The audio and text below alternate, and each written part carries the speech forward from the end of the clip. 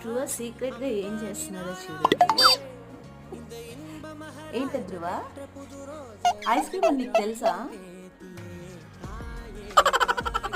నేను అటు వెళ్ళి ఇటు వచ్చేలోపు మొత్తం ఐస్ క్రీమ్ అంతా తీసేసుకొని తినేసాడు. నేనేం చేస్తున్నాడా అని సైలెంట్గా చూస్తున్నా. చూస్తే ఐస్ క్రీమ్ అంతా అయిపోయింది. ఓ ఇప్పుడు ఇంకో ఐస్ క్రీమ్ కోసం చూస్తున్నాడు. ఇదిగో ఇంకొకటి ఉంది పైన. ఆహా, అది ఐస్ క్రీమ్ అని నీకు తెలుసా ధ్రువ? అయ్యో అయ్యో అయ్యో, అది ఐస్ క్రీమ్ కాదు. ఇవన్నీ ఇక్కడ ఇన్ని డబ్బాలు ఉన్నాయి కదా, మరి ఇవి తీసుకోవచ్చు. నీకు తెలుసా ఐస్ క్రీమ్ అని?